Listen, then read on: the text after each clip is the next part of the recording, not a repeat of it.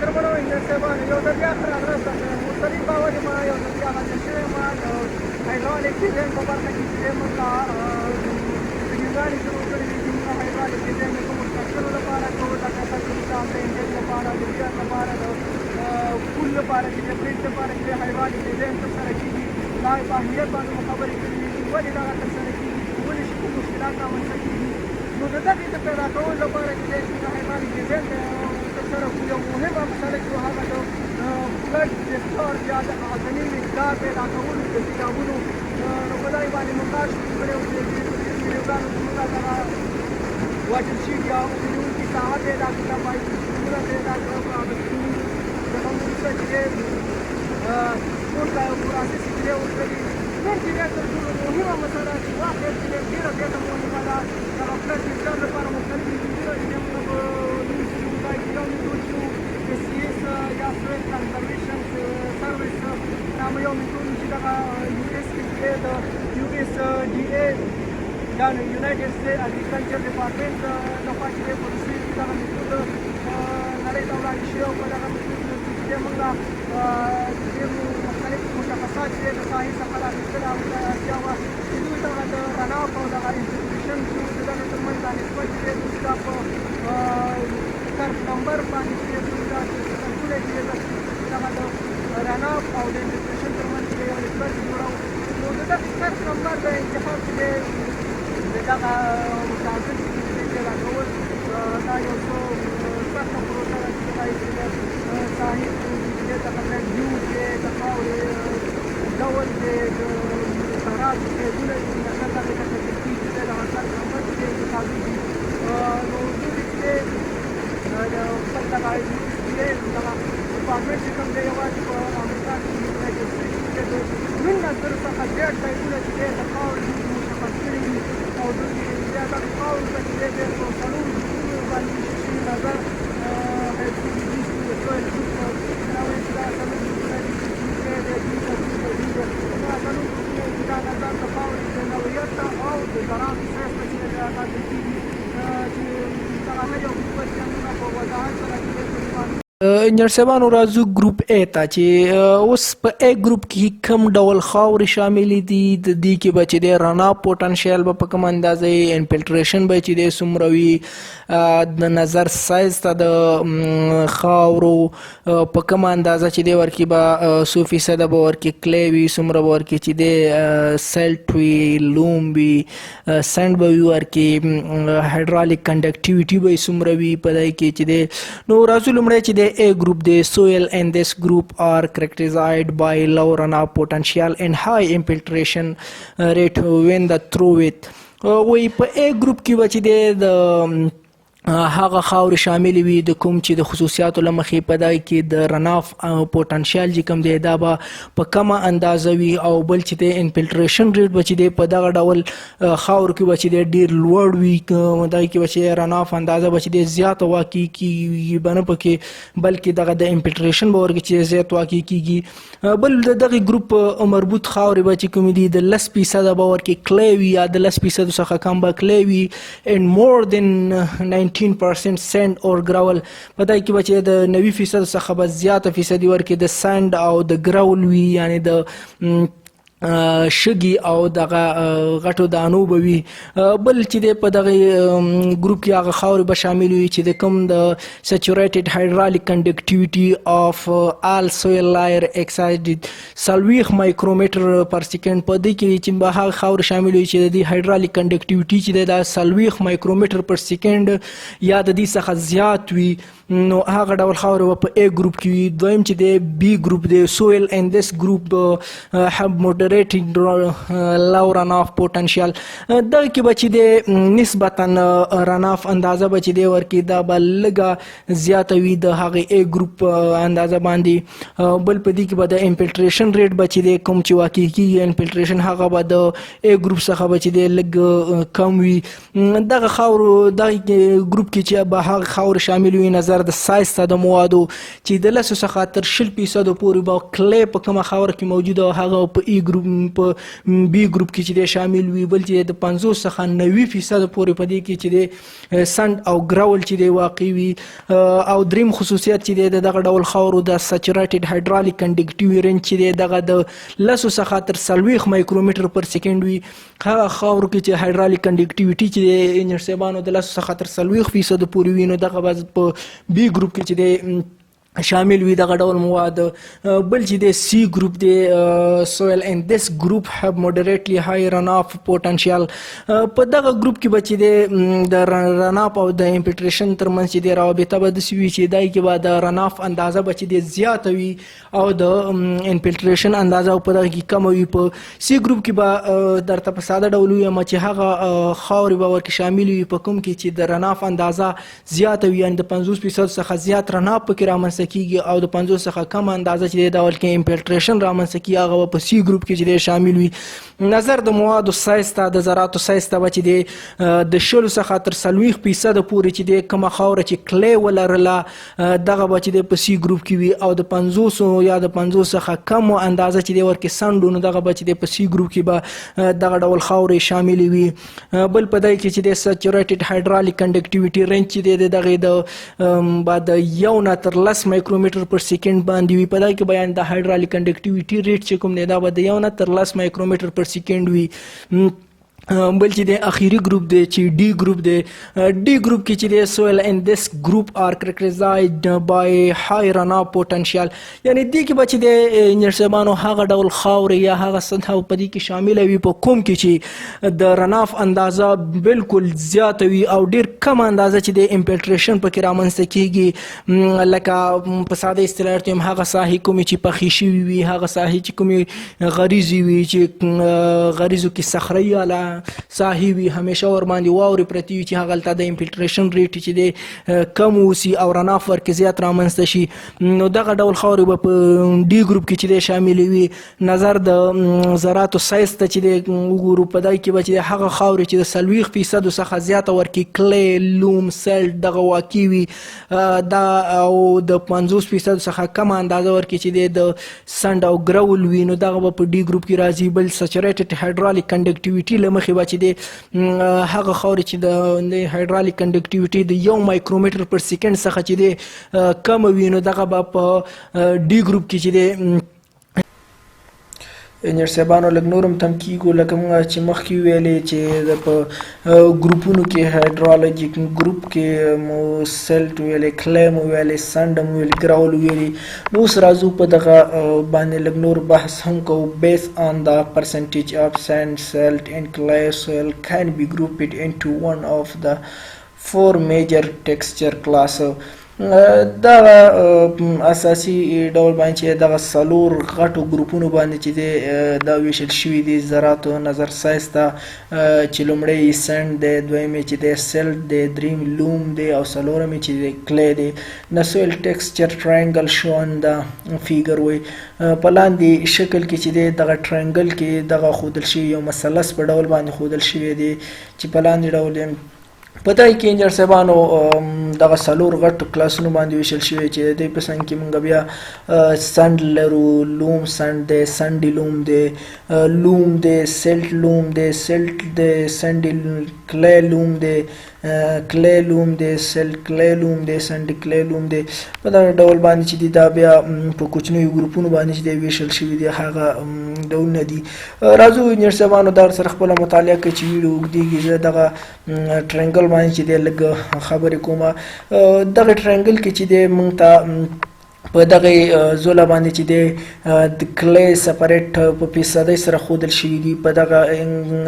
ډایرکشن باندې چې دی سلټ دی، په دغه باندې سنډ دی. اوس فرضي مثال موږ ټیسټ واخیسته، په دغه کې چې دی 80% چې دی په دې کې کلی موجود و او ورسره په څنګ کې دغه 40% چې دی سنډ و. نو دغه ته خاورې ته موږ به کوم نوم ورکوو؟ موږ راځو دلته ګورو چې 80% ورکې چې دی کلی شو او 40% ورکې سنډ شو. نو دلته به راشو په دې ډایرکشن باندې دلته دې ځای کې ګورو چې دغه ساحه کې ټول دغه د کلی ده، یعنی کومه خاوره چې دغه عمره فیصدي ورکړي دا موجوده وه، نو دغه موږ د کلی په نوم باندې چې دی دې ته کلی ویلی شو. فرض مثال 40% ورکړي کلی د 80 ورکړي چې دی سنډ دی، دی ته چې دی سنډي کلی ویل کېږي. هغه خاوره چې 30% ورکړي دا ورکې کلی موجوده وه او 1% ورکې سنډ و، نو دغه ته موږ سنډي کلی لوم ویلی شو. هغه خاوره چې 10% ورکې کلی وي او 90% ورکې سنډ وي، نو دې ته موږ چې دی سنډ ویلی شو، یعنی هغه د کلی نه بیا ورسره صرف نظر کېږي، دا ته سنډ ویل کېږي. فرض مثال یو خاوره ده موږ ټیسټ ورکې وکړو په دای کې چې دی 80% ورکې سلټ دی ورکې او 20% ورکړي چې دی دا سنټ چې دی دا موجود شو. دغه ډول خاورې ته موږ سلټي لوم ویلی کېږي. نو دغه د ټیکسچر دغه ټرینګل استعمال په دې ډول باندې په دې باندې مو لږې خبرې وکړلې. بل دغه هایدرالک سویل ګروپ دی، دغه ترازو نظر د فیصدیانو ته موږ هلته ټرینګل کې مو کولی شو چې دغه وکړو چې دا سنډ شو، لوم شو، لوم سنډ دی، سنډي کلی دی، کوم ډول دی هم چې دی ورکې وټاکه. دغه ټرینګل نه موږ لاړو نمونه مو واخیستله، هلته هم ټیسټ وکړه، په هر یو فیصدي معلومه کړله. اوس راځو دغه ګروپ ته چې دی څنګه موږ ګروپ یې ټاکلی شو. ریلیشنشپ بټوین سن سلټ اینډ کلی پرسنټیج. دلته داسې وایي زه یو 2-3 دانې تشریح کوم، نور چې تاسو په خپله وګورئ چې تر څو دا ویډیو اوږده نه شي او تاسو را سره خسته کن نه شي. اول داسې وایي که چیرې سلټ جمع 1.5 کلی پرسنټیج دغه دواړو مجموعه، یعنی د سلټ مجموعه موږ چې د فیصدي واخیستله 1.5% ورکې هغه د کلی فیصدي را واخیسته، دا دواړه سره جمع کړه او دغه کوچنی د 15 شو. نو په دغه وخت کې چې دی دغه ټیکسچر کلاس چې دی دا زموږ دپاره څه شو؟ دا سنډ شو چې د سنډ په کوم ګروپ کې راځي؟ دغه په A ګروپ کې راځي. نو دې ته به زموږ هایدرالک سویل ګروپ به چې دی A وي. که چیرې بله نمونه مو واخیستله هلته چې دی سلټ فیصدي جمع 1.5 د کلی فیصدي دا لوی یا مساوي شوله د 15 نه، او همدارنګه د سلټ جمع 2 ضرب د کلی فیصدي دا کوچنی شوله د 10 نه. نو دغه ډول خاورې ته چې دی لوم سنډ ویلی شو چې دغه زموږ لپاره دغه په A ګروپ کې چې دی راځي. دغه ډول خاورې ته چې موږ A ګروپ ورکوو. په همدې ډول باندې چې دی که چیرې کلی لوی یا مساوي د 2 شو اینډ همداسې او کلی کوچنی هم شو د 20 نه، او همدارنګه سنټ چې دی دا هم لوی شو د 2.50 نه، سلټ جمع 2 ضربې د کلی فیصدي دا لوی یا مساوي د 10 نه شوله اور همدا ډول باندې. نو دی ته چې دی موږ سنډي لوم ویل کېږي چې سنډي لوم دا بیا په کوم ګروپ کې راځي؟ دا په A ګروپ کې راځي. نو په دغه ترتیب سره دغه جدول تاسو انجینرانو در سره وګورئ. صرف دا 2-3 دانې مې تشریح کړي چې په دې ډول باندې موږ کولی شو دغه نه استعمال وکړو. انجینرانو اوس راځو موږ GIS ته. دې کې چې دی موږ یو سویل میپ چې دی دغه را اډ کوو. دا وګورو دا د ننګرهار ولایت سویل میپ دی. نو زه راځم د دې څخه وروسته چې دی هماغه وایټر شیټ چې دی هغه ورته را اډ کوم، کوم چې موږ پې کار کړی و، مخکې پروسس پې کړی و، هغه چې دی A کې پروت و. نو هماغه واټر شیټ ورته چې دی زه را اډ کوم، راځم هلته رسټر ټو واټر شیټ ته ورته اپلود. نو دغه ساحه چې دی دا زموږ واټر شیټ کوم چې موږ په تېر کې پروسس کړی و، کار هم پې کړی و. نو زه راځم دغه ټول نه چې دی دغه صرف او صرف همدغه واټر شیټ چې زموږ کوم ضرور دی موږ دپاره اړتیا مو ده ورته همدغه برخه چې دی ونه زه کلیپ کوم. نو دلته راځم جیو پروسیسینګ ته، جیو پروسیسینګ کې چې دی کلیپ ته راځم، جیو پروسیسینګ کې کلیپ ورته وایم چې ما ته انپوټ فیوچر کلاس چې دی ورته ننګرهار پروینس جیولوجیکل ډیټا ورته معرفي کوم. ورته وایم چې کلیپ فیوچر چې دی دغه برخه را واټر شیټ راته کلیپ کا. دلته راځم ورته همدغه ساحه ورته معرفي کوم چې کوم ځای کې زه غواړم واټر شیټ. دلته ورته یو نوم ورته ورکوم چې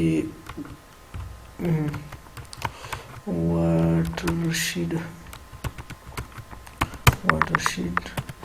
سویل ورته ولیکم چې سویل میپ. ښه دا یس کې کوم چې دا کلیپ کې راته همدغه ساحه دا زموږ واټر شیټ څخه چې دا موږ ته کلیپ شوله نو دا صحیح ده کلیپ شوې ده نو زه راځم نور دغه ننګرهار پروینس او د بتنه اف کو اوس راځم انجینر صاحبانو موږ دغه اوپن اتریبیوټ ټیبل چې دی راخلو په دې کې چې دغه ځینې مشخصات یې ورکړي دي لکه یونټ سیمبول یې ورکړی لیتیولوژي ورکړې ده کنګلومریټ اینډ سینډ سټون دی بیا چې دی د دغه لږ ډسکرپشن سره ورکړي چې دغه څومره ایریا لري د دغه چې دی سیمبول نومي چې دی چې دغه سیمبول چې کوم دی دغه جیولوجیکي سیمبول دی چې د جیولوجي معدن والا په دې باندې ښه پوهېږي موږ وبخښئ انجینر صاحبانو راځو اتریبیوټ ټیبل چې دی خلاصو اوس ګورو ښه انجینر صاحبانو دلته راځو موږ ګورو چې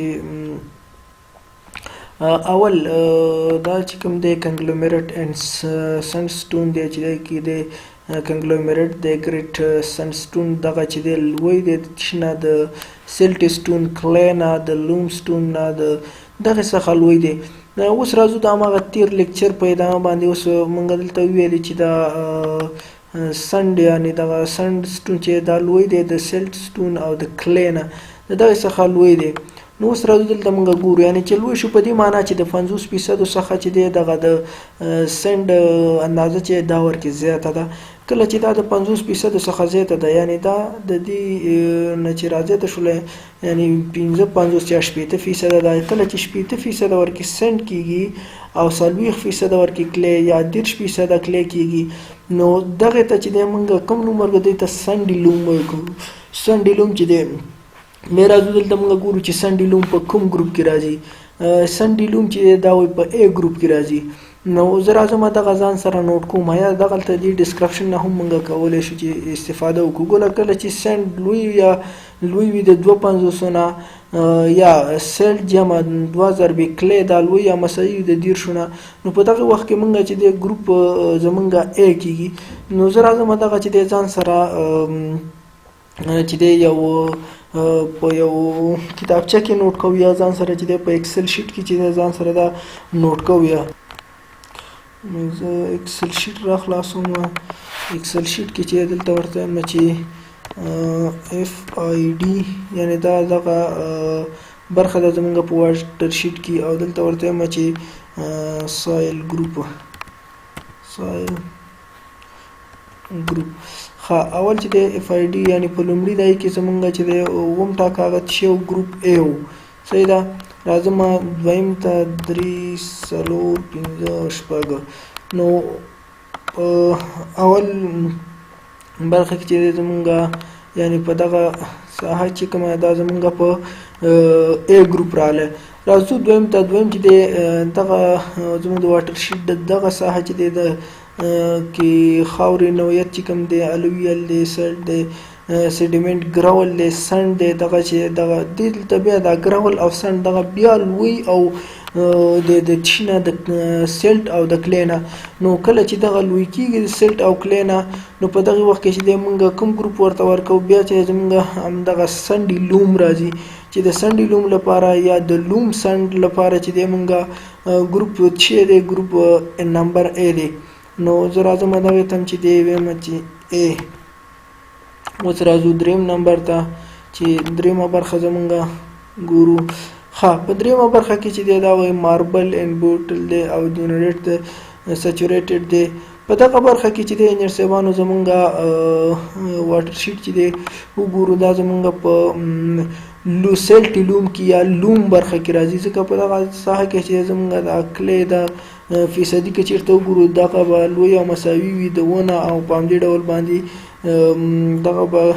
کلی چې دی دا به ورکړي کوچنی د 20 څخه وي یا سیلټ لوی وي یا مساوي د 28 څخه وي نو په دغه دریم نمبر کې چې دی FID نمبر